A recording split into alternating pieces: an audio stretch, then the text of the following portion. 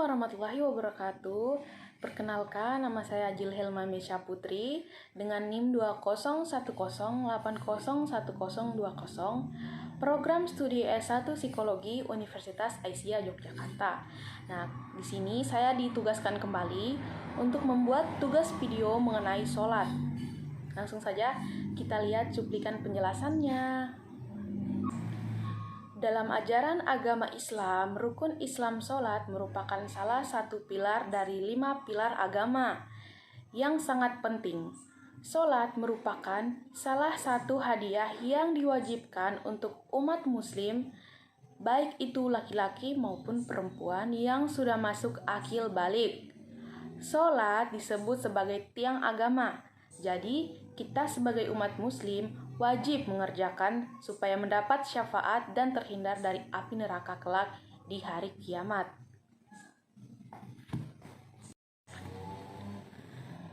Yang pertama yaitu pengertian dari sholat.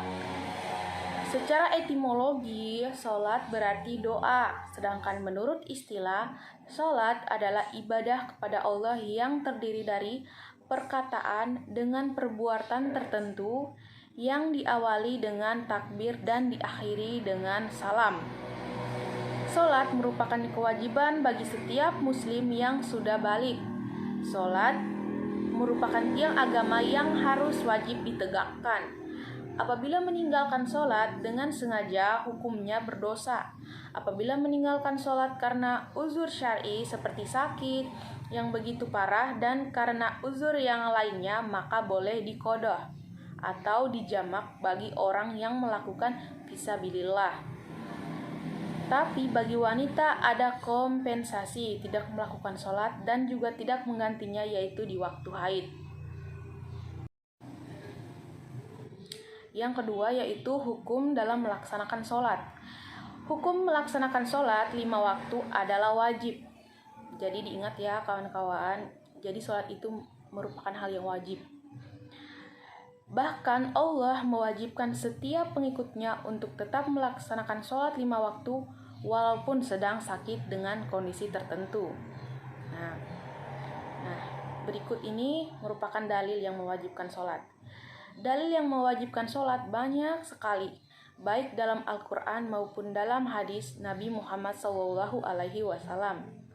Dalam Al-Quran terdapat perintah untuk mengerjakan sholat, antara lain berbunyi, "Kerjakanlah sholat, sesungguhnya sholat mencegah perbuatan yang jahat dan mungkar." Quran Surat Al-Ankabut ayat 45. Dan Jabir bin Abdillah, Rasulullah SAW bersabda, "Pembatas antara seorang muslim dan kesyirikan serta kekafiran adalah meninggalkan sholat." Hadis riwayat Muslim nomor 257. Nah, rukun sholat menurut 4 imam mazhab. Jadi, teman-teman sekalian, sholat ini memiliki beberapa rukun, syarat syah, sunnah sholat, dan yang membatalkan sholat. Rukun sholat adalah setiap perkataan atau perbuatan yang akan membentuk hakikat sholat. Jika salah satu rukun ini tidak ada, maka sholat tidak sah, tidak teranggap secara syar'i, dan juga tidak bisa diganti dengan sujud sahwi. Nah, yang pertama ini menurut mazhab Hanafi, rukun sholat ada 6, yaitu takbiratul ihram, berdiri, membaca Al-Fatihah, ruku, di ruku itu membaca sunnah tasbih, yang ke-5 sujud, dan yang ke-6 duduk tasyahud akhir. Nah, itu menurut mazhab Hanafi. Nah, yang kedua ini menurut mazhab Maliki, rukun sholat ada 13. Yang pertama niat, lalu takbiratul ihram, setelah itu berdiri, lalu keempat membaca Al-Fatihah, ruku, di ruku itu membaca sunnah tasbih, yang keenam ihtidal atau bangun dari ruku, yang ketujuh sujud, kedelapan duduk antara 2 sujud, yang ke-9 duduk tasyahud akhir, yang ke-10 membaca tasyahud akhir, yang ke-11 membaca sholawat Nabi, yang ke-12 salam, dan yang ke-13-nya tertib. Nah, selanjutnya ini menurut mazhab Syafi'i, rukun sholat ada 13. Yang pertama niat, lalu takbiratul ihram, berdiri, membaca Al-Fatihah, ruku, iktidal, sujud, duduk di antara dua sujud, duduk tasyahud akhir, membaca tasyahud akhir, membaca sholawat Nabi, salam, dan tertib. Nah, untuk mazhab Maliki dan Syafi'i ini sepertinya sama ya. Iya. Lalu yang terakhir, yang keempat, yaitu menurut mazhab Hambali, rukun sholat ada 13. Yang pertama takbiratul ihram, kedua berdiri, ketiga membaca Al-Fatihah, keempat ruku, kelima iktidal, keenam sujud, ketujuh duduk antara dua sujud, yang kedelapan duduk tasyahud akhir, dan yang kesembilan membaca tasyahud akhir, kesepuluh membaca sholawat Nabi, ke-11 salam, 12 tertib, dan yang terakhir tumaninah. Jadi itulah macam-macam sholat menurut para imam-imam yang kita kenal. Nah, berikutnya tata cara sholat Rasulullah. Nabi Shallallahu Alaihi Wasallam memulai sholatnya dengan mengucapkan takbir Allahu Akbar yang disebut dengan takbiratul ihram, dan takbiratul ihram termasuk dalam rukun sholat. Dari Abu Humaid Az-Zaidirah, ia berkata, Rasulullah Shallallahu Alaihi Wasallam apabila berdiri untuk sholat, beliau menghadap kiblat, mengangkat kedua tangannya dan mengucapkan Allahu Akbar, yaitu Allah Maha Besar. Hadis riwayat Ibnu Majah nomor 803. Yang pertama, wajib bersuci terlebih dahulu dari hadas besar dan hadas kecil.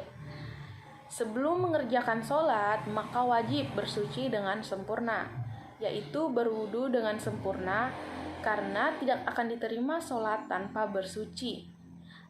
Dari hadis Ibnu Umar radhiyallahu anhu, Nabi Shallallahu Alaihi Wasallam bersabda, Allah tidak akan menerima sholat yang dikerjakan tanpa bersuci. Jadi teman-teman, biarpun Anda sholat, biarpun kalian semua sholat, tapi jika tidak berwudu, maka sholat tersebut tidak akan diterima. Hadis riwayat Muslim nomor sekian. Yang kedua yaitu pakaian menutup aurat dan harus bersih dari najis. Setiap muslim dan muslimah apabila hendak mengerjakan sholat, maka wajib memakai pakaian yang tertutup, yang menutup auratnya. Selain itu, pakaian yang digunakan untuk sholat harus bersih dari najis. Dalilnya firman Allah Subhanahu wa taala, dan bersihkanlah pakaianmu. Quran surat Al-Mudaththir surah 74 ayat 4. Dan yang ketiga, menghadap kiblat. Jadi kalau sholat itu tidak boleh menghadap sembarangan, harus menghadap ke arah kiblat di tempat kalian berada. Nah, bila seseorang melaksanakan sholat, wajib menghadap kiblat, sebagaimana Rasulullah Shallallahu Alaihi Wasallam ketika hendak mengerjakan sholat fardu maupun sholat sunnah, beliau berdiri menghadap Ka'bah atau kiblat. Akan tetapi, diperbolehkan tidak menghadap kiblat pada beberapa keadaan, di antaranya ketika sedang berada di atas kendaraan saat safar. Dari Abdullah bin Umar radhiyallahu anhu ia berkata, Rasulullah Shallallahu Alaihi Wasallam pernah melakukan sholat sunnah di atas hewan tunggangan beliau, kemana saja hewan itu menghadap, dan beliau melakukan sholat witir di atasnya. Hadis riwayat Al-Bukhari nomor 999, 1000, 1096, 98, dan 1105. Jadi jika kita dalam keadaan menaiki kendaraan, misalkan kan kendaraan itu kalau jalan hanya mengarah ke satu arah saja, jadi kalau kita mau sholat tidak apa-apa jika kita menghadap ke arah kendaraan yang sedang jalan itu, gitu loh. Nah, yang selanjutnya yaitu berdiri. Seseorang wajib sholat dengan berdiri. Kecuali jika tidak mampu berdiri, maka diperbolehkan dengan duduk atau berbaring. Contohnya jika sedang sakit. Rasulullah Shallallahu Alaihi Wasallam berdiri tegak ketika menunaikan sholat fardu, yaitu sholat wajib maupun sholat sunnah. Rasulullah Shallallahu Alaihi Wasallam mengikuti perintah Allah Subhanahu Wa Taala. Berdirilah untuk Allah dalam sholatmu dengan khusyuk. Quran Surat Al-Baqarah Surah 2 ayat 238. Selanjutnya yaitu berniat. Jika telah berdiri, kita berniat. Seseorang wajib sholat dengan berdiri, kecuali hendaklah seseorang meniatkan sholat yang akan dilaksanakan dengan menentukannya dengan hatinya, seperti meniatkan sholat zuhur, asar, maghrib, isya, dan subuh, atau meniatkan sholat-sholat sunnah yang akan dikerjakan. Dari Amirul Mukminin Abu Hafs Umar bin Al-Khattab radhiyallahu anhu, ia berkata, aku mendengar Rasulullah Shallallahu Alaihi Wasallam bersabda, sesungguhnya segala amal perbuatan itu tergantung pada niatnya, dan sesungguhnya setiap orang itu akan mendapatkan balasan sesuai niatnya. Hadis riwayat Al-Bukhari nomor 1, Muslim nomor 1907. Lalu yang keenam takbir, Allahu Akbar. Yang ketujuh mengangkat kedua tangan. Nah, sebelum itu yang takbir tadi, Nabi SAW memulai sholatnya itu dengan mengucapkan takbir, yaitu Allahu Akbar, yang disebut dengan takbiratul ihram. Dan takbiratul ihram termasuk rukun sholat. Dari Abu Humaid Az-Zaidi radhiyallahu anhu, ia berkata, Rasulullah Shallallahu Alaihi Wasallam apabila berdiri untuk sholat, beliau menghadap kiblat, mengangkat kedua tangannya dan mengucapkan Allahu Akbar. Hadis riwayat Ibnu Majah nomor 803. Yang ketujuh, mengangkat kedua tangan. Disunahkan untuk kedua tangannya dengan tidak merenggangkan jari jemari. Kedua telapak tangan dihadapkan ke arah kiblat dan diangkat setinggi bahu dan sejajar dengan kedua daun telinga.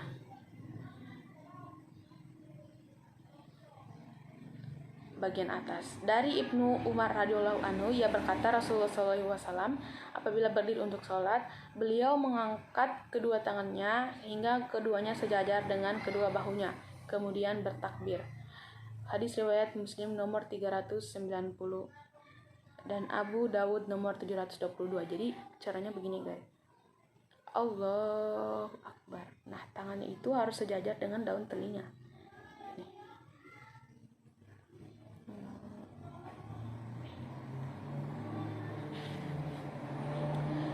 Nah, selanjutnya yaitu meletakkan tangan kanan di atas tangan kiri dan bersedekap dada.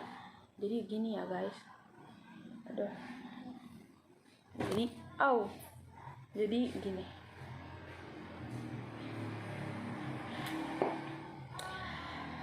Dari Wa'il ibn Hujr radhiyallahu anhu, ia berkata, aku pernah sholat bersama Rasulullah Shallallahu Alaihi Wasallam dan beliau meletakkan tangan kanannya di atas tangan kirinya dan diletakkan di dadanya. Hadis riwayat Ibnu Khuzaimah nomor 479. Dari hadis ini dijelaskan bahwa meletakkan tangan kanan di atas tangan kiri dan kemudian diletakkan di dada, bukan di dekat leher, bukan di dekat perut, bukan di bawah pusat, dan bukan pula di bagian kiri bawah dada atau kiri lambung. Hikmah bersedekap menunjukkan kepada ketundukan, kekhusyukan, dan merasa di hadapan Allah Subhanahu wa Ta'ala. Jadi contohnya seperti ini ya guys. Allahu Akbar.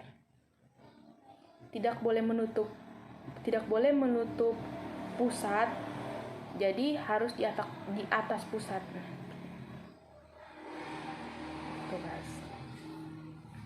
Oke, kita lanjut, yaitu memandang tempat sujud.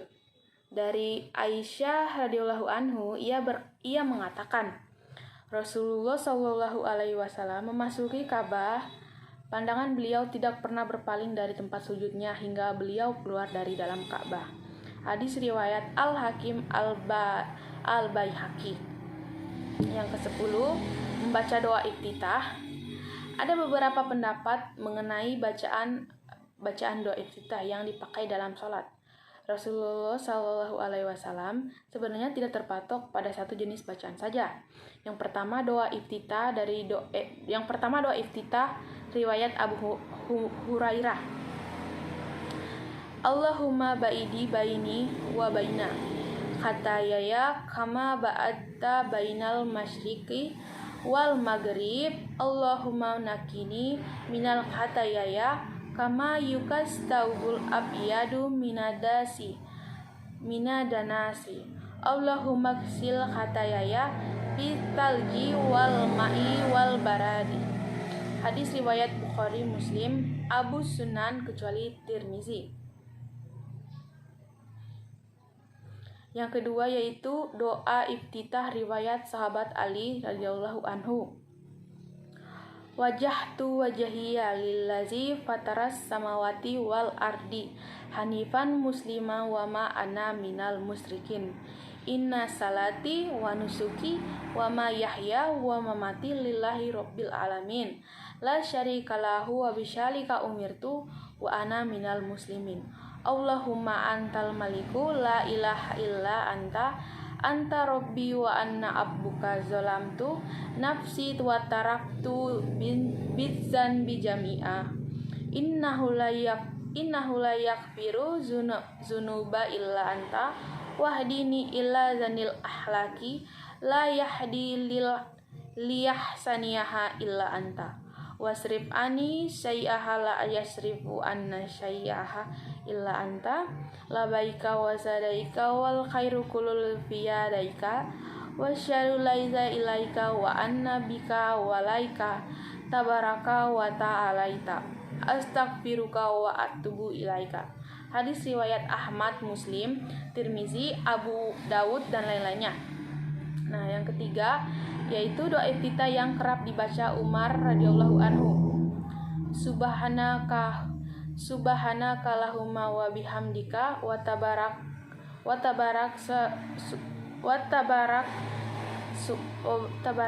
muka wa ta'ala jaduka wa la ilaha gairuka. Hadis riwayat Muslim dengan zona terputus, tetap Daraqutni dengan sanad tersambung hingga Umar radhiyallahu anhu. Oleh karenanya doa iftitah ini juga bisa dipakai.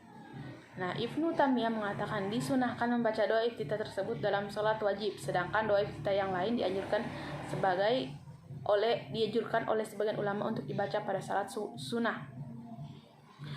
Ibnu Qayyim rahimahullah dalam Zu'ad al-Ma'ad surah 1 ayat 194 berkata, ada riwayat sahih dari Umar bahwa ia mencontohkan membaca doa iftitah seperti ini dan menganggap bahwa inilah kebiasaan dari Nabi Shallallahu Alaihi Wasallam.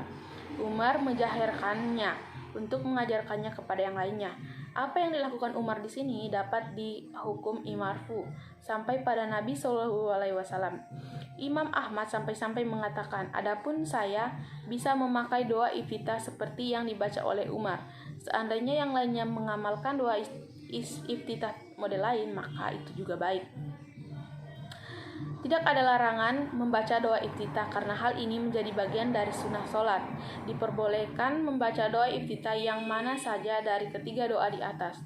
Doa pertama dan kedua pernah dibaca Rasulullah.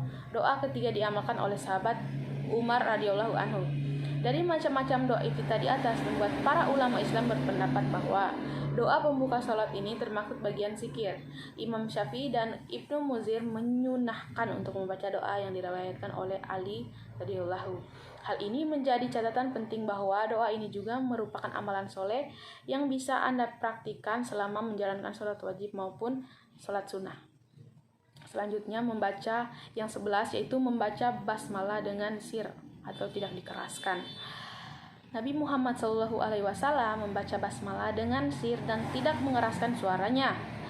Dari Anas bin Malik radhiyallahu anhu berkata, aku pernah sholat di belakang Rasulullah SAW dan di belakang Abu Bakar, Umar, Utsman, maka mereka semua tidak mencarkan atau mengeraskan bacaan Bismillahirrahmanirrahim. Hadis riwayat Muslim nomor 399, hadis riwayat Ahmad. Yang selanjutnya yaitu membaca surah Al-Fatihah dan membaca surah lain. Nabi Shallallahu Alaihi Wasallam bersabda, tidak ada sholat, artinya tidak sah, orang yang tidak membaca Al-Fatihah. Jadi Al-Fatihah itu wajib dalam bacaan sholat. Nah, selanjutnya yaitu ruku. Setelah Nabi Shallallahu Alaihi Wasallam telah selesai membaca Al-Quran, beliau diam sebentar, kemudian beliau mengangkat kedua tangannya, lalu beliau bertakbir dan ruku. Bacaan doa dan zikir yang berasal dari hadis-hadis yang sahih ada beberapa bacaan. Yang pertama, Subhana Rabbi al-Azim 3 kali. Subhana Rabbi al-Azimi wa bihamdihi 3 kali. Subhana Qudus Rabbul Malaikati Warruh. Sebagian ulama menganjurkan secara mutlak untuk menggabungkan zikir-zikir yang ada. Ibnu Qayyim dalam Za'adul Ma'dah menyebutkan, Nabi biasa membaca Subhanahu Rabbil Azim Al-Azim dan terkadang dibarengi juga dengan membaca Subhanallahu Marabbana wa bihamdika Allahumma ghfirli, atau kadang hanya mencukupkan diri dengan yang pertama. Dinukil dari Asyul Sifati Sholat. Nah, yang selanjutnya yaitu ihtidal atau berdiri setelah ruku. Dari Abu Hurairah radhiyallahu anhu bahwa Rasulullah Shallallahu Alaihi Wasallam bersabda, apabila mengucapkan Sami Allahu liman hamidah, maka ucapkanlah Allahumma Rabbana lakal hamdu, karena sesungguhnya barang siapa yang mengucapkan bersamaan dengan ucapan kalimat ucapan malaikat, maka dosa-dosanya yang telah lalu akan diampuni. Masya Allah. Hadis riwayat Al-Bukhari nomor 796, Muslim nomor 403, Abu Dawud nomor 848. Selanjutnya yaitu sujud.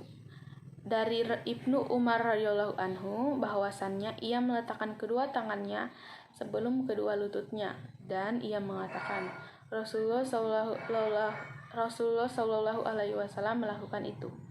Hadis riwayat Ibnu Khuzaimah nomor 627.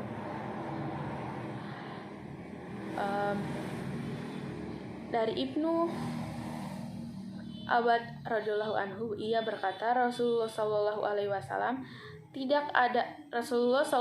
Wasallam bersabda, tidak ada sholat, maksudnya tidak sempurna bagi orang yang hidungnya tidak menempel pada tanah atau lantai tempat kita bersujud, sebagaimana ditempelkannya pada dahi. Jadi kalau kita sujud itu, misalkan ini lantai tempat kita bersujud, jadi hidung dan dahi itu harus sama-sama menempel. Jika tidak menempel akan dikatakan tidak sah. Hal itu berasal dari hadis riwayat Ad-Daruqutni nomor 1303. Nah, selanjutnya yaitu bacaan doa sujud. Dari hadis Hudzaifah, ia mengatakan ia pernah sholat bersama Nabi Shallallahu Alaihi Wasallam. Lantas beliau mengucapkan ketika rukuk, Subhana Rabbiyal A'la, Subhana Rabbiyal, dan ketika sujud beliau mengucapkan Subhana Rabbiyal A'la. Hadis riwayat Muslim nomor 773 dan Abu Daud nomor 871. Subhana Rabbiyal A'la wabi ini dibaca 3 kali karena ada macam-macam bacaan sujud dalam sholat yang diajarkan Nabi. Ketika sujud, sikap yang tepat merupakan mengamalkannya secara bergantian. Misalnya saja saat sholat subuh membaca bacaan sujud yang pertama, ketika sholat zuhur membaca bacaan yang kedua atau seterusnya. Nah, yang selanjutnya bangkit dari sujud lalu duduk di antara dua sujud. Setelah bangkit dari sujud, Rasulullah Shallallahu Alaihi Wasallam membentangkan kaki kirinya dan duduk di atas telapak kaki kirinya dengan tenang. Beliau Rasulullah SAW menegakkan kaki kanannya dan menghadap kaki jari-jari kaki kanannya ke arah kiblat. Dari Aisyah radhiyallahu ia berkata, dan beliau Rasulullah SAW membentangkan telapak kaki kirinya dan menegakkan telapak kaki kanannya.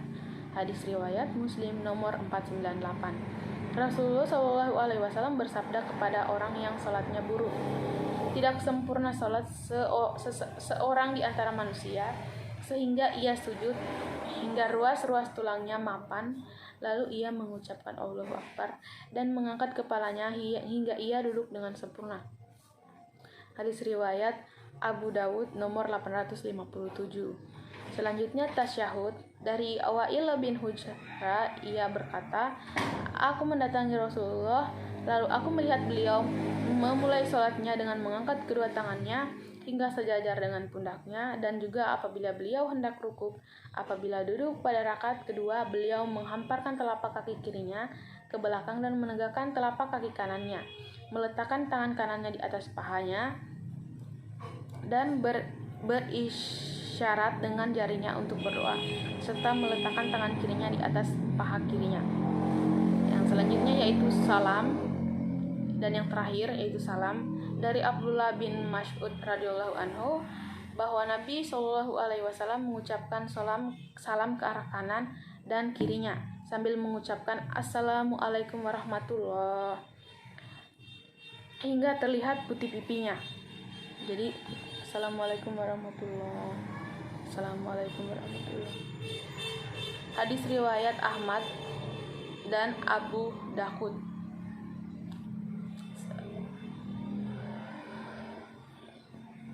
Itulah tadi penjelasan mengenai sholat dan macam-macam sholat dan sholat yang dilakukan oleh Nabi Muhammad SAW. Selanjutnya kita akan masuk ke dalam tata cara sholat dalam keadaan perjalanan jauh dan sholat dalam keadaan sakit. Jadi yang pertama yaitu sholat dalam keadaan perjalanan jauh terlebih dahulu. Sebagai umat muslim, sholat adalah ibadah wajib yang harus dijalankan. Sholat juga merupakan tiang agama Islam yang juga bukti seseorang mukmin dan muslim taat kepada Allah Subhanahu wa taala, seperti pada surat Az-Zariyat ayat 56. Dalam beribadah, Allah tidak pernah menyulitkan umatnya. Salah satu bentuk kasih sayang Allah kepada umatnya adalah dengan memudahkan pelaksanaan sholat jika sewaktu-waktu kamu dalam perjalanan jauh atau musafir. Bagi orang yang sedang dalam perjalanan jauh, diberi ruksa dalam menjalankan sholat fardu yang dinamakan dengan jamak. Nah, sholat jamak yaitu meringkas dua waktu sholat dalam satu waktu. Misalnya zuhur dikerjakan bersamaan dengan sholat asar atau sebaliknya. Begitu juga dengan maghrib dan isya. Untuk waktu subuh tidak ada jamak, jadi harus sempurna. Tetapi tidak setiap perjalanan yang ditempuh bisa melakukan jamak karena ada ketentuan-ketentuan yang membolehkan seseorang melakukan sholat jamak. Pasalnya ada syarat-syaratnya, diantaranya seperti perjalanan tersebut bukan bertujuan untuk hal yang maksiat, jarak minimal perjalanan harus mencapai farzak atau menurut beberapa pendapat para ulama 88 km, 80 km, 64 km, 94,5 km. Dilakukannya harus saat masih berada dalam perjalanan dan dilakukan setelah keluar dari batas desa. Jadi kawan-kawan, di sini saya akan mencontohkan contoh sholat dalam ketika kita sedang dalam perjalanan. Jadi misalkan kursi ini merupakan tempat duduk kendaraan yang kita sedang duduki. Jadi anggap saja kursi ini merupakan mobil. Nah, jadi mobil itu menghadap ke arah sana. Jadi otomatis kita juga duduk mengarah ke sana. Karena Nabi Muhammad SAW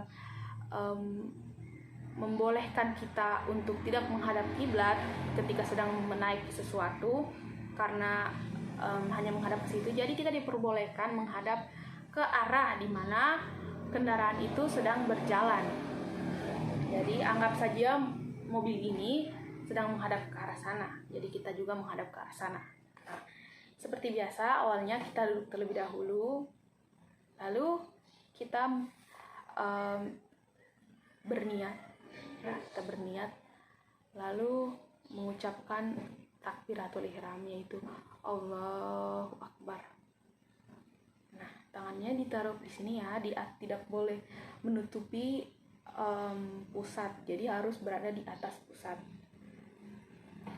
Setelah itu kita membaca, sebelum itu untuk Allahu Akbar-nya, itu takbiratul ihramnya, tangannya itu harus sejajar.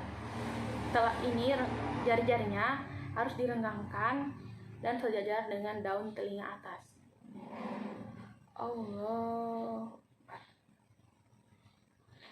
Setelah itu kita membaca doa iftitah seperti yang diajarkan tadi. Tetap saya sering membaca yang Allahu Akbar kabira walhamdulillahi katsira wa subhanallazi bukratan wa azila. Ini wajhtu wajhiya lillahi fataras samawati wal arda hanifan musliman wa ma ana minal musyrikin. Inna salati wa nusuki wa mahyaya wa mamati lillahi rabbil alamin la syarikalah wa bisyarika umirtu ana minal muslimin. Nah, setelah dari situ kita langsung membaca Al-Fatihah. Setelah membaca Al-Fatihah, kita membaca surat pendek. Dan ingat teman-teman, Al-Fatihah itu sifatnya wajib dibanding dengan surat pendek. Jadi Al-Fatihah itu sangat wajib. Biarpun kita tidak membaca surat pendek, tetapi membaca Al-Fatihah itu tetap sah. Setelah membaca Al-Fatihah, kita mengucapkan Allahu Akbar lagi, takbiratul ihram lagi. Allahu Akbar. Lalu ruku seperti ini. Karena dalam keadaan duduk ya teman-teman. Ucapkan doa ruku. Setelah itu berdiri lagi, tegak lagi, Allahu Akbar, lalu sujud. Nah, sujudnya itu bisa begini saja teman-teman, karena kan tidak mungkin kan kalau kita sujud seperti ini. Secara biasanya di depan kita itu ada kursi lain, jadi kita cukup seperti ini saja. Lalu membaca doa ruku, lalu duduk di antara dua sujud, ruku, setelah itu berdiri, dan diulangi kembali sesuai dengan sholat apa yang sedang kita kerjakan. Jadi misalkan kita sedang sholat maghrib, jadi kita sholat 4 rakaat, 3 rakaat, seperti itu juga dengan sholat-sholat lainnya. Nah, setelah itu yang terakhir kita duduk di antara dua sujud, lalu membaca tahiyat awal, lalu tahiyat akhir. Setelah itu salam. Assalamualaikum warahmatullahi wabarakatuh. Assalamualaikum warahmatullahi wabarakatuh. Lalu kita berdoa dulu, kita amin dulu, lalu kita berdoa. Nah, seperti itu ya teman-teman. Contoh cara sholat dalam keadaan sedang dalam perjalanan jauh. Selanjutnya yaitu sholat dalam keadaan sakit. Orang yang sakit tidak sama dengan yang sehat. Masing-masing harus berusaha melaksanakan kewajibannya menurut kemampuannya. Dari sini nampaklah keindahan dan kemudahan syariat Islam. Di antara kewajiban agung yang wajib dilakukan orang yang sakit adalah sholat. Banyak sekali kaum muslimin yang terkadang meninggalkan sholat dengan dalih sakit atau memaksakan diri melakukan sholat dengan tata cara yang biasa dilakukan orang sehat. Akhirnya mereka pun merasa berat dan merasa terbebani dengan ibadah sholat. Untuk itu solusinya adalah mengetahui hukum-hukum dan tata cara sholat bagi orang yang sakit sesuai petunjuk Rasulullah Shallallahu Alaihi Wasallam dan penjelasan para ulama. Hukum-hukum berhubungan dengan sholat orang sakit. Di antara hukum-hukum sholat bagi orang yang sakit adalah sebagai berikut. Yang pertama, orang yang sakit tetap wajib mengerjakan sholat pada waktunya dan melaksanakannya menurut kemampuannya sebagaimana diperintahkan Allah Subhanahu wa Ta'ala dalam firman-Nya. faltufullaha tataktu, maka bertakwalah kamu kepada Allah Azza wa Jalla menurut kesanggupanmu. At-Takabut surah 64 ayat 16. Dan sabda Nabi Shallallahu Alaihi Wasallam dalam hadis Imran bin Husain radhiyallahu anhu, ia pernah penyakit wasir menimpaku, lalu aku bertanya, langsung saja ya artinya, pernah penyakit wasir menimpaku, lalu aku bertanya kepada Nabi Shallallahu Alaihi Wasallam tentang cara salatnya. Maka beliau Shallallahu Alaihi Wasallam menjawab, salatlah dengan berdiri, apabila tidak mampu maka duduklah, dan bila tidak mampu lagi juga maka berbaringlah. Hadis riwayat Al-Bukhari nomor 1117. Yang kedua, apabila melakukan sholat pada waktunya terasa berat baginya, maka diperbolehkan menjama atau menggabung sholat zuhur dan asar, maghrib dan isya, baik dengan jama takdim atau takhir, dengan cara memilih yang termudah baginya. Sedangkan sholat subuh tidak boleh dijama karena waktunya terpisah dari sholat sebelum dan sesudahnya.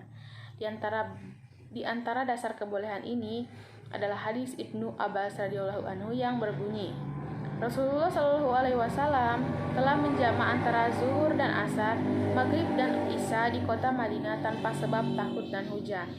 Abu Quraib berkata, aku bertanya kepada Ibnu Abbas radhiyallahu anhu, mengapa beliau berbuat demikian? Beliau Shallallahu Alaihi Wasallam menjawab, agar tidak menyusahkan umatnya. Masya Allah. Hadis riwayat Muslim nomor 705. Dalam hadis di atas jelas Rasulullah membolehkan kita menjama sholat karena adanya rasa berat yang menyusahkan masyakah, dan sakit adalah masyakah.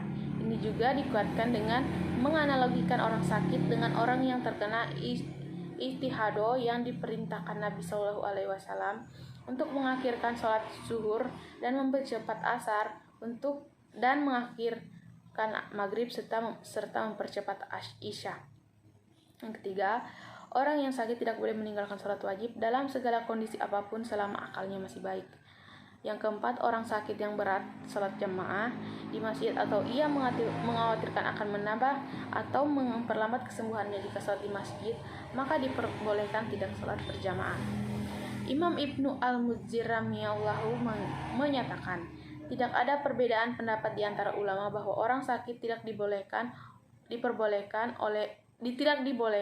tidak salat berjamaah ketika sakitnya.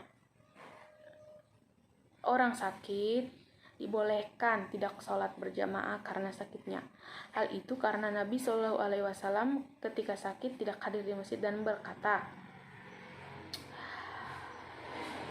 Muru Ababakrin faliyu zali innasi, perintahkan Abu Bakar radhiyallahu anhu agar mengimami sholat. Muttafaqun alaih. Selanjutnya saya akan memperagakan contoh sholat ketika sedang sakit.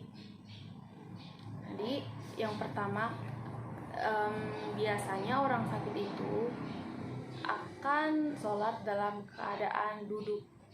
Nah, jadi duduknya itu harus seperti ini ya, menghadap ke kiblat karena kiblat saya arah sana, jadi saya menghadap ke sana. Sama seperti sholat pada umumnya, kita seperti ini. Lalu pertama-tama membaca niat sesuai dengan sholat apa yang akan kita kerjakan. Lalu takbiratul ihram, Allahu Akbar. Ingat ya, posisi tangannya itu jangan sampai salah. Lalu di atas pusat ini. Lalu membaca doa iftitah, lalu Al-Fatihah, surat pendek, Allahu Akbar, lalu ruku. Nah, rukuknya itu seperti begini, kepala ditundukkan, baca doa ruku, lalu Allahu Akbar. Nah, selanjutnya yaitu sujud. Nah, sujudnya sedikit dibungkukan daripada ruku tadi, jadi agak sedikit ditekuk ya, akhirnya membaca doa sujud, doa sujud, lalu berdiri, Allahu Akbar. Begitu seperti begitu dilakukan berulang kali. Lalu kemudian antara doa sujud yang terakhir tahiyat awal, jangan lupa ya tangannya, membaca doa tahiyat awal, lalu yang terakhir tahiyat akhir, dan yang terakhir lagi yaitu salam penutup. Assalamualaikum warahmatullahi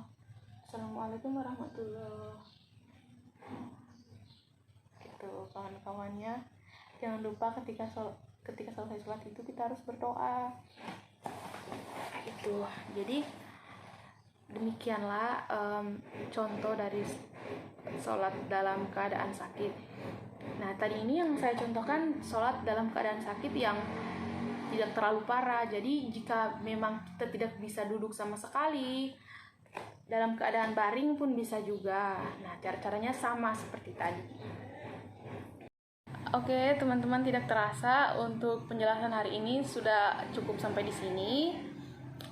Saya benar-benar mengucapkan maaf jika banyak kesalahan dalam pembuatan video ini atau yang membuat kalian tidak nyaman dan tidak fokus ketika saya membacakan materi ini dan menjelaskannya, karena banyaknya suara bising di sekitar lingkungan saya karena ini di pagi hari.